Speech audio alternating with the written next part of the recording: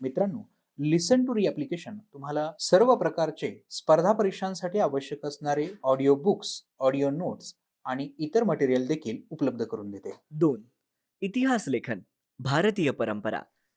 2.1 भारतीय इतिहास लेखनाची वाटचाल. इतिहास लेखनाच्या पाश्चात्य परंपरेची ओळख आपण पहिल्या पाठात करून घेतली. या पाठात आपण भारतीय इतिहास लेखनाच्या परंपरेबद्दल माहिती घेणार आहोत. प्राचीन काळातील इतिहास लेखन. प्राचीन भारतामध्ये पूर्वजांचे पराक्रम, दैवत परंपरा, सामाजिक स्थित्यांतरे इत्यादींच्या स्मृती केवळ मौखिक परंपरेने जपल्या जात होत्या. हडप्पा संस्कृतीमध्ये मिळालेल्या प्राचीन लेखांच्या आधारे भारतामध्ये लेखन कला इसवी सनापूर्वी 3ऱ्या सहस्त्रकापासून किंवा त्याही पूर्वीपासून अस्तित्वात होती असं दिसतं. परंतु हडप्पा संस्कृतीची लिपी वाचण्यात अजूनही यश मिळालं नाही. भारतातील ऐतिहासिक स्वरूपाचे सर्वाधिक प्राचीन लिखित साहित्य हे कोरीव लेखांच्या स्वरूपातील आहे. त्यांची सुरुवात मौर्य सम्राट अशोकच्या काळापासून म्हणजे इसवी सनापूर्वी 3ऱ्या शतकापासून होते. सम्राट अशोकाचे कोरीव लेख हे प्रस्तांवर आणि दगडी स्तंभांवर कोरलेले आहेत. सम्राट अशोकाचे कोरीव लेख हे प्रस्तरांवर आणि दगडी स्तंभांवर कोरलेले आहेत. इसवी सनाच्या पहिल्या शतकापासून धातूची नाणी, मूर्ती आणि शिल्प, ताम्रपट इत्यादींवरील कोरीव लेख उपलब्ध होऊ लागतात. यामधून महत्त्वाची ऐतिहासिक माहिती मिळते. या सर्व प्रकारच्या कोरीव लेखांमुळे संबंधित राजाचा काळ, वंशावळ, राज्यविस्तार, तत्कालीन शासन व्यवस्था, महत्त्वाच्या राजकीय घडामोडी, तत्कालीन सामाजिक रचना, हवामान, दुष्काळ यांच्यासारख्या महत्त्वाच्या बाबींची माहिती मिळते. हे समजून घ्या. सोहगौडा ताम्रपट. हा ताम्रपट सोहगौडा जिल्हा गोरखपूर, उत्तर प्रदेश येथे सापडला. हा ताम्रपट मौर्य काळातील असावा असं मानलं जातं. ताम्रपटावरील कोरीव लेख ब्राह्मी लिपीत आहे. लेखाच्या सुरुवातीस जी चिन्हे आहेत त्यातील पारासहित असलेला वृक्ष तसेच पर्वत, एकावर एक असलेल्या 3 कमानी ही चिन्ह प्राचीन आहत नाण्यांवरही आढळतात. 4 खांबांवर उभे असलेले दुमजली इमारतीप्रमाणे दिसणारे चिन्ह कोठार घरांचे निदर्शक असावेत असं अभ्यासकांचं मत आहे. या कोठार घरांमधील धान्य जपून वापरण्यात यावे असा आदेश त्या लेखात दिलेला आहे. दुष्काळजन्य परिस्थितींचे निवारण करण्यासाठी काय काळजी घ्यावी या संदर्भातील हा आदेश असावा असं मानलं जातं. प्राचीन भारतीय साहित्यामध्ये रामायण, महाभारत ही महाकाव्य, पुराणं, जैन आणि बौद्ध ग्रंथ, धर्मग्रंथाखेरीज भारतीय ग्रंथकारांनी लिहिलेले ऐतिहासिक स्वरूपाचे साहित्य तसेच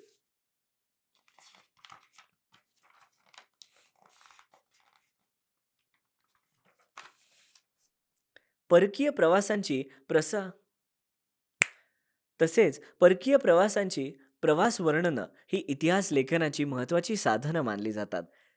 प्राचीन काळातील राज्यांची चरित्र प्राचीन काळातील राजांची चरित्रे तसेच राजघराण्यांचे इतिहास सांगणारे लेखन हे भारतीय इतिहास लेखनाच्या वाटचालीतील महत्त्वाचे टप्पे आहेत. इसवी सनाच्या 7व्या शतकात बाणभट्ट या कवीने लिहिलेले हर्षचरित हे संस्कृत काव्य ऐतिहासिक चरित्र ग्रंथाच्या स्वरूपाचे आहे. त्यामध्ये तत्कालीन सामाजिक, आर्थिक, राजकीय, धार्मिक आणि सांस्कृतिक जीवनाचे वास्तववादी चित्रण केलेले आहे. मध्ययुगीन काळातील इतिहास लेखन. इसवी सनाच्या 12व्या शतकात कल्हण याने लिहिलेला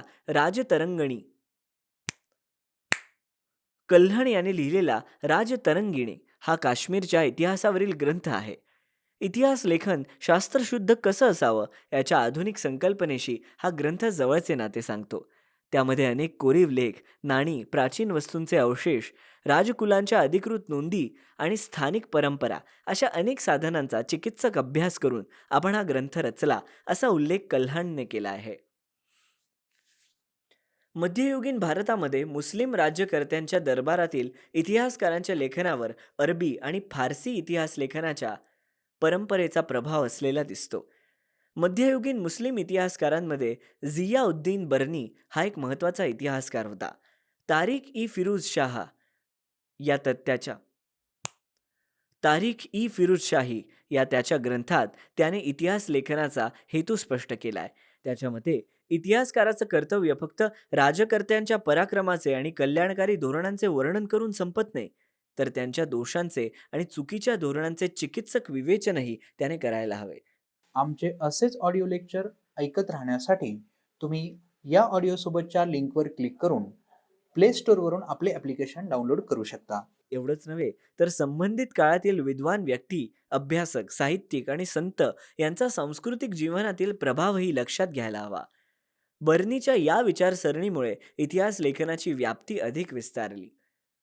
तुम्हाला माहिती आहे का, अल्बेरुनीने विविध ज्ञानशाखांमध्ये भारतीयांनी केलेली कामगिरी आणि भारतातील समाजजीवन यासंबंधीची माहिती अरेबिक भाषेमध्ये लिहून ठेवली. पुढील काळात अनेक परदेशी इतिहासकारांनी भारताविषयी माहिती देणारे ग्रंथ लिहिले. त्यातील हसन निजामी लिखित ताजुल मासिर, मिन्हाज ई सिराज लिखित तबाकत ई नासिरी, मिन्हाज ई सिराज लिखित तबाकत ई नासिरी, अमीर खुसरो यांचे विपुल लेखन, तुझुक ई तिमुरी हे तैमूर लंग यांचे आत्मचरित्र, याह्या बिन अहमद सरहिंदी लिखित तारीख ई मुबाक याह्या बिन अहमद सरहिंदी लिखित तारीख ई मुबारक शाही यांच्यासारखे ग्रंथ महत्त्वाचे आहेत. त्यांच्या लेखनातून आपल्याला भारतातील मध्ययुगीन कालखंडांसंबंधी महत्त्वाची माहिती मिळते. परदेशी प्रवाशांनी लिहून ठेवलेले वृत्तांतही भारताच्या इतिहासाची महत्त्वाची साधनं आहेत. Ibn Battuta, Abdul Razzaq, Marco Polo, Niccolo Conti, बाबोर्सो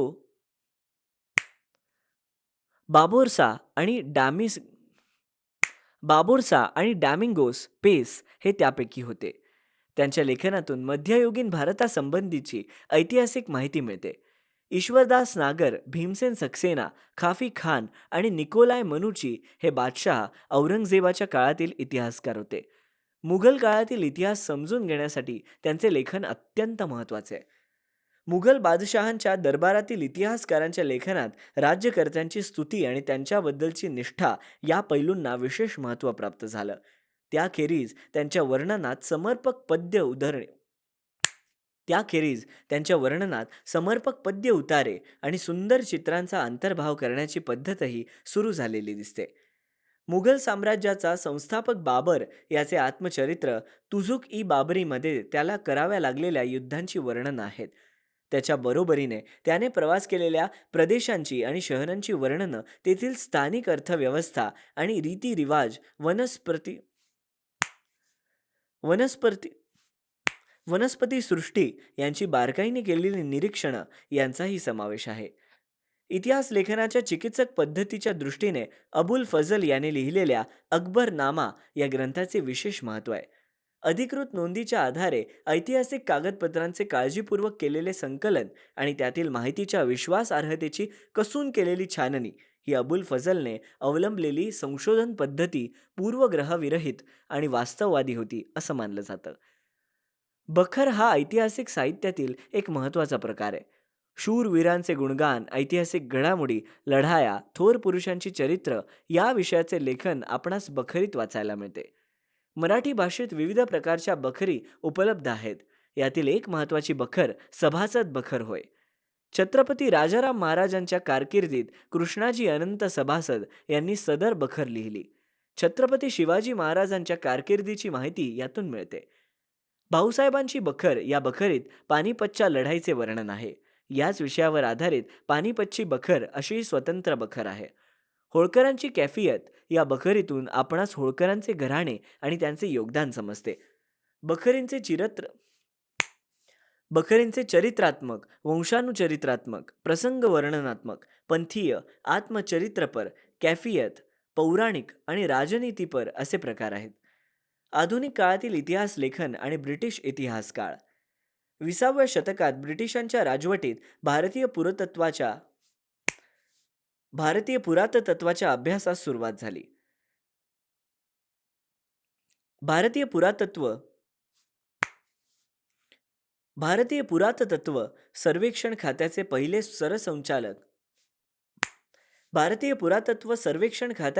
पहिले सरसंचालक अलेक्झांडर कनिंगहमच्या देखरेखीखाली अनेक प्राचीन स्थळांचे उत्खनन केले गेले. त्यासाठी त्यांनी प्रामुख्याने बौद्ध ग्रंथांमध्ये उल्लेख असलेल्या स्थळांवर लक्ष केंद्रित केले. पुढे जॉन मार्शल याच्या कारकिर्दीत हडप्पा संस्कृतीचा शोध लागला आणि भारतीय संस्कृतीचा इतिहास इसवी सनापूर्वी 3ऱ्या सहस्रकापर्यंत किंवा त्याहूनही पूर्वीपासून जाऊ शकतो हे सिद्ध झालं. आमचे असेच ऑडिओ लेक्चर ऐकत राहण्यासाठी तुम्ही या ऑडिओसोबतच्या लिंकवर क्लिक करून प्ले स्टोअरवरून आपले ॲप्लिकेशन डाउनलोड करू शकता. भारतात आलेल्या अनेक ब्रिटिश अधिकाऱ्यांनी भारतीय इतिहासासंबंधी लेखन केलं. त्यांनी केलेल्या लेखनावर ब्रिटिशांच्या वास्त त्यांनी केलेल्या लेखनावर ब्रिटिशां त्यांनी केलेल्या लेखनावर ब्रिटिशांच्या वसाहतवादी धोरणाचा प्रभाव असलेला दिसतो. जेम्स मिल यांनी लिहिलेल्या the history of British India या ग्रंथाचे 3 खंड 1817 साली प्रसिद्ध झाले. ब्रिटिश इतिहासकाराने भारतीय इतिहासावर लिहिलेला हा पहिला ग्रंथ. त्याच्या लेखनात वस्तुनिष्ठ दृष्टिकोनाचा अभाव आणि भारतीय संस्कृतीच्या विविध पैलू संबंधींचा पूर्वग्रहदूषित दृष्टिकोन स्पष्टपणे उमटलेला दिसतो. त्याच्या लेखनात वस्तुनिष्ठ दृष्टिकोनाचा अभाव आणि भारतीय संस्कृतीच्या विविध पैलू संबंधीचा पूर्वग्रहदूषित दृष्टिकोन स्पष्टपणे उमटलेला दिसतो. सन 1841 मध्ये माउंट स्टुअर्ट एल्फिन्स्टन यांनी द हिस्ट्री ऑफ इंडिया हा ग्रंथ लिहिला. माउंट स्टुअर्ट एल्फिन्स्टन हे मुंबईचे गव्हर्नर 1819 ते 1827 होते. भारताच्या इतिहासामध्ये मराठी साम्राज्याच्या कालखंडाचे स्थान अत्यंत महत्त्वाचे आहे. मराठी साम्राज्याचा इतिहास लिहिणाऱ्या ब्रिटिश अधिकाऱ्यांमध्ये जेम्स ग्रँट डफ यांचे नाव महत्त्वाचे आहे. त्याने a history of the Marathas हा ग्रंथ लिहिला. या ग्रंथाचे 3 खंड आहेत. भारतीय संस्कृती आणि इतिहास यांनी कमी लेखण्याची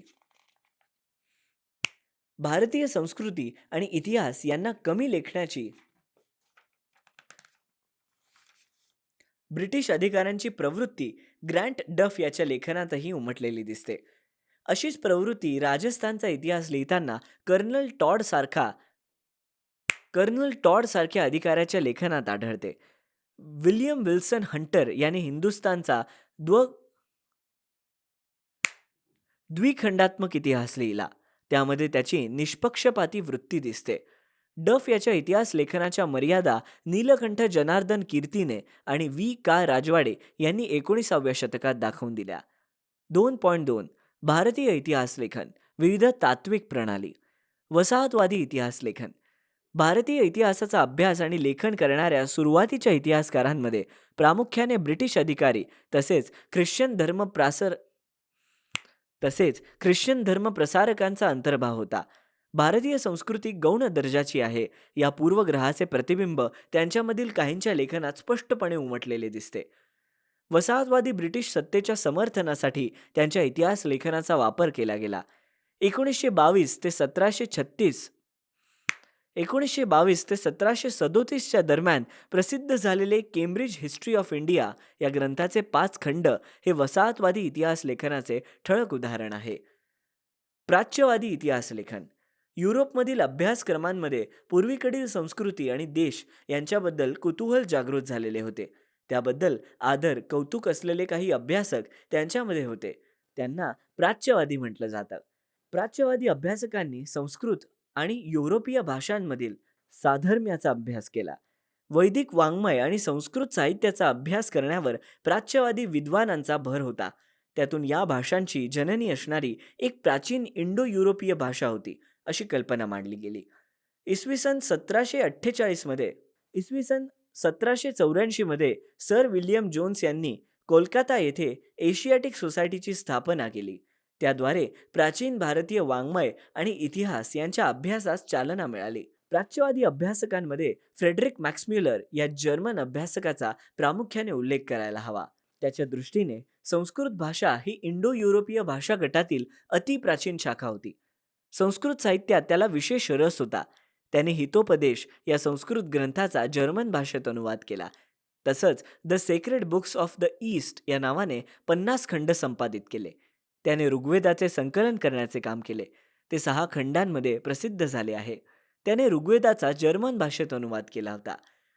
अलीकडच्या काळात प्राच्य विद्यावंतांच्या लेखनामागील छुपे साम्राज्यवादी हितसंबंध प्रकाशित आणण्याचे काम एडवर्ड सेद या विद्वानाने केले. आमचे असेच ऑडिओ लेक्चर ऐकत राहण्यासाठी तुम्ही या ऑडिओसोबतच्या लिंकवर क्लिक करून प्ले स्टोअरवरून आपले ॲप्लिकेशन डाउनलोड करू शकता. राष्ट्रवादी इतिहास लेखन 19व्या-20व्या शतकामध्ये इंग्रजी शिक्षण पद्धतीमध्ये 19व्या-20व्या शतकांमध्ये इंग्रजी शिक्षण पद्धतीमध्ये शिकून तयार झालेल्या भारतीय इतिहासकारांच्या लेखनामध्ये भारताच्या प्राचीन वैभवाचा अभिमान आणि भारतीयांची आत्मजाणीव जागृत करण्याकडे असलेला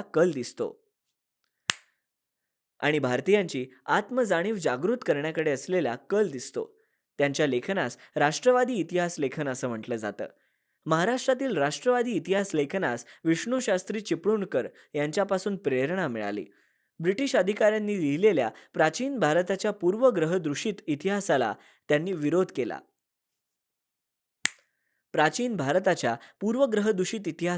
विरोध केला. अशा प्रकारे राष्ट्रवादी लेखन करणाऱ्या इतिहासकारांनी भारताच्या इतिहासातील सुवर्णकाळ शोधण्याचा प्रयत्न केला.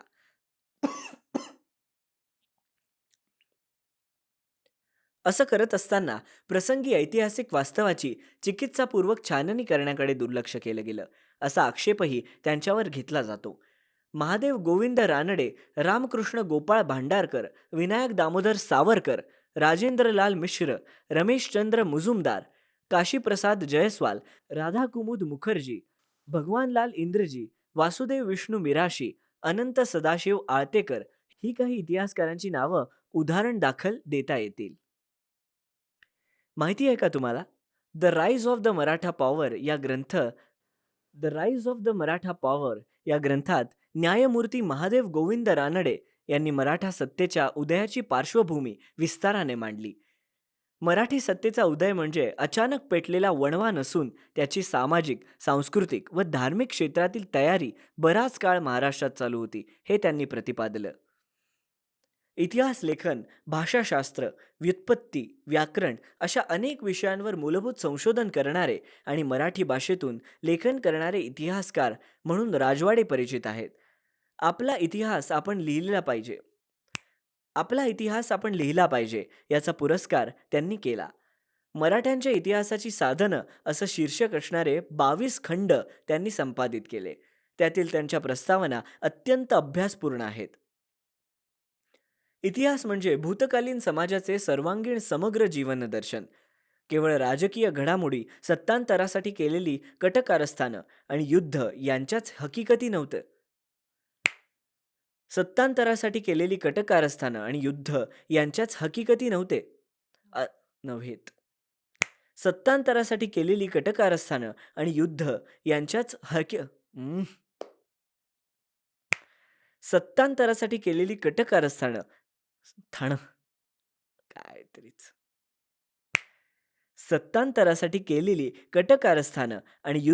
यांच्याच हकीकती नव्हेत, असं त्यांचं मत होतं. अस्सल कागदपत्रांच्याच आधारे इतिहास लिहिला पाहिजे असा त्यांचा आग्रह होता. तुम्हाला माहिती आहे का, इतिहास संशोधनाच्या कार्यासाठी व्ही. का. राजवाडे यांनी पुण्यात 7 जुलै 1910 रोजी भारत इतिहास संशोधक मंडळ स्थापन केले. व्ही. का. राजवाडे म्हणतात, मानवी इतिहास काल व स्थल यांनी बद्ध झालेला आहे. कोणत्याही प्रसंगाचे वर्णन द्यायचे म्हटले म्हणजे त्या प्रसंगाचा परिष्कार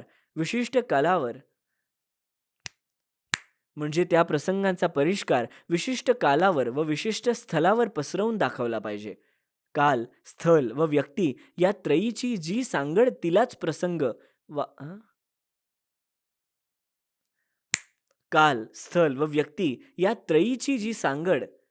प्रसंग व ऐतिहासिक प्रसंग ही संज्ञा देता येते. भारतीयांनी ब्रिटिशांविरुद्ध दिलेल्या स्वातंत्र्य लढ्याला प्रेरणा देण्यासाठी राष्ट्रवादी इतिहास लेखनाचा उपयोग झाला.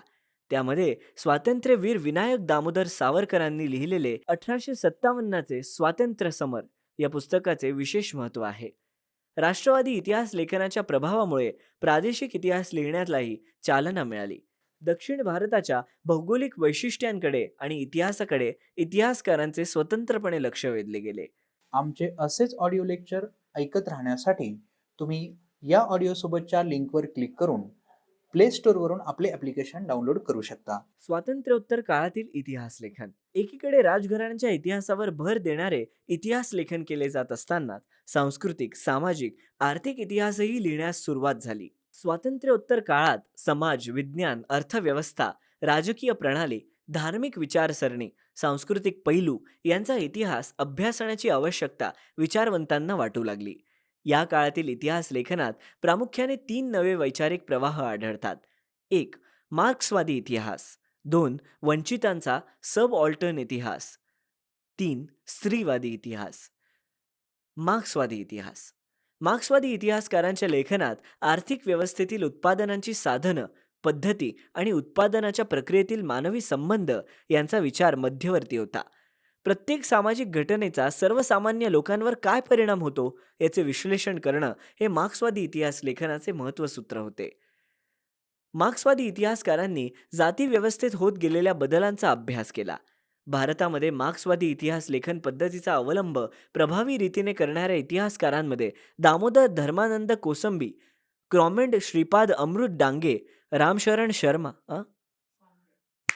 कॉम्रेड श्रीपाद अमृत डांगे, रामशरण शर्मा, कॉम्रेड शरद पाटील इत्यादींचे योगदान महत्त्वाचे आहे. डांगे हे भारतीय कम्युनिस्ट पक्षाच्या संस्थापक सदस्यांपैकी एक होते. त्यांचे प्रिमिटिव्ह कम्युनिझम टू स्लेव्हरी हे पुस्तक मार्क्सवादी इतिहास लेखनाचे उदाहरण आहे. वंचितांचा सबऑल्टर्न इतिहास. वंचित समूहांचा इतिहास लिहिण्याची सुरुवात मार्क्सवादी इतिहास लेखनाच्या परंपरेतूनच झाली असं म्हणता येईल. इतिहास लेखनाची सुरुवात समाजाच्या तळाशी असलेल्या सर्वसामान्य लोकांच्या स्तरापासून करायला पाहिजे ही कल्पना मांडण्यामध्ये अँटोनियो ग्रामची या इटालियन तत्त्वज्ञाचे स्थान महत्त्वाचे आहे. वंचितांचा इतिहास लिहिण्यासाठी लोकपरंपरा हे एक महत्त्वाचे साधन मानले गेले आहे. वंचितांच्या इतिहासाला एक महत्त्वाची विचारसरणी म्हणून स्थान मिळवून देण्याचे महत्त्वाचे कार्य रणजित गुहा या भारतीय इतिहासकारांनी केले. परंतु त्यापूर्वीच भारतामध्ये वंचितांच्या इतिहासाचा विचार महात्मा ज्योतिबा फुले आणि डॉक्टर बाबासाहेब आंबेडकर यांच्या लेखनातून मांडलेला दिसतो. महात्मा फुले यांनी गुलामगिरी या पुस्तकात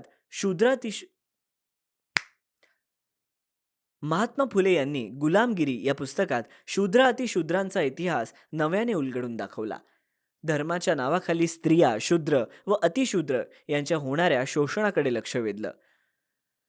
भारताच्या सांस्कृतिक आणि राजकीय घडणीत दलित वर्गाचा मोठा वाटा आहे. भारताच्या वसाहतवादी आणि राष्ट्रवादी इतिहास लेखनात त्याकडे दुर्लक्ष केलं गेलं. डॉक्टर बाबासाहेब आंबेडकरांनी ही गोष्ट केंद्रस्थानी ठेवून सतत लेखन केलं. त्यांनी केलेल्या विपुल लेखनापैकी हू वर द शूद्राज आणि द अनचिटेबल्स. अरे देवा, ते मराठी इंग्लिश आहे ना, मला असंच येत आहे ते अनचिटेबल्स. हू वर द शूद्राज आणि द अनटचेबल्स हे ग्रंथ वंचितांच्या इतिहासाचे उदाहरण म्हणून सांगता येतात. स्त्रीवादी इतिहास. भारतीय इतिहास लेखनाच्या क्षेत्रात सुरुवातीस प्रामुख्याने पुरुष अभ्यासक कार्यरत असल्यामुळे भारतीय इतिहासातील स्त्रियांचे स्थान आणि त्यांची कामगिरी हा विषय तुलनेने दुर्लक्षित राहिला होता. त्यावर अधिक प्रकाश टाकणं हे स्त्रीवादी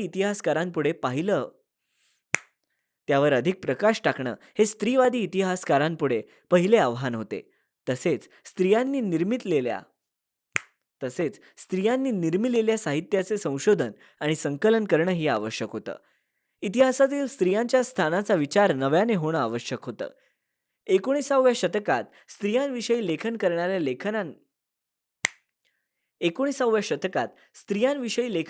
लेखिकांमध्ये ताराबाई शिंदे यांचं नाव अग्रणी आहे. त्यांनी पुरुषप्रधान व्यवस्था आणि जाती व्यवस्था यांना विरोध करणारं लेखन केलं. सन 1882 मध्ये प्रसिद्ध झालेले स्त्री पुरुष तुलना हे त्यांचे पुस्तक भारतातील पहिले स्त्रीवादी लेखन समजले जाते. सन 1888 मध्ये पंडिता रमाबाई यांचे The High Caste Hindu Woman हे पुस्तक प्रसिद्ध झाले. स्वातंत्र्योत्तर काळात झालेले लेखन स्त्रियांना घरी आणि कामाच्या ठिकाणी मिळणारी वागणूक, त्यांचा राजकीय समतेचा हक्क यासारख्या विषयांवर केंद्रित झालेले दिसते. अलीकडच्या काळात प्रसिद्ध झालेल्या स्त्रीवादी लेखनात मीरा कोसंबी यांच्या crossing thresholds essays in social history feminist essays in social history या पुस्तकाचा उल्लेख करता येईल. त्यात महाराष्ट्रातील पंडिता रमाबाई, भारतातील पहिल्या कार्यरत स्त्री डॉक्टर रखमाबाई यांच्यासारख्या स्त्रियांच्या जीवनावरील निबंध आहेत. महाराष्ट्रामध्ये दलित स्त्रियांच्या दृष्टिकोनातून सामाजिक वर्ग, जात इत्यादी बाबींच्या संदर्भात लेखन केलं गेलं. त्यामध्ये शर्मिला रेगे यांचं लेखन महत्त्वाचं आहे. Writing caste, writing gender, writing Dalit women's testimonies यामध्ये दलित स्त्रियांच्या आत्मचरित्रावर त्यांनी लिहिलेल्या निबंधांचं संकलन आहे. विशिष्ट विचार प्रणालीचा आश्रय न घेता इतिहास लिहिणाऱ्यांमध्ये सर यदुनाथ सरकार, सुरेंद्रनाथ सेन, रिया सत्कार, गो स सरदेसाई, त्र्यंबक शंकर शेजवलकर यांचा नामोल्लेख करावा लागतो. तुम्हाला माहिती आहे का, गोविंद सखाराम सरदेसाई यांनी मराठी रिसायत प्रकाशित करून अरे गोविंद सखाराम सरदेसाई यांनी मराठी रियासत प्रकाशित करून मराठी इतिहास लेखन क्षेत्रात मोठी कामगिरी केली. त्यांचं हे कार्य इतकं लोकप्रिय झालं की समाज त्यांना रियासतकार या नावाने ओळखू लागला. त्यांनी मराठ्यांचा समग्र इतिहास अनेक खंडात प्रकाशित केलाय. अलीकडच्या काळात य.दी. फडके, रामचंद्र गुहा इत्यादी संशोधकांनी आधुनिक इतिहास लेखनात महत्त्वाची कामगिरी बजावली आहे. भारतीय इतिहास लेखनावर भारतात उदयाला आलेल्या सामाजिक आणि राजकीय चळवळींचा प्रभाव होता. त्यांच्या बरोबरीने भारतीय इतिहास लेखनाची परंपरा स्वतंत्रपणे आणि समृद्धरित्या विकसित होत गेलेली दिसते. लिसन टू री ॲप्लिकेशन तुम्हाला सर्व स्पर्धा परीक्षांसाठी आवश्यक असणारी ऑडिओ नोट्स, ऑडिओ बुक्स आणि इतर मटेरियल देखील उपलब्ध करून देते. चला तर मित्रांनो, भेटूयात पुढच्या लेक्चरमध्ये. तोपर्यंत धन्यवाद.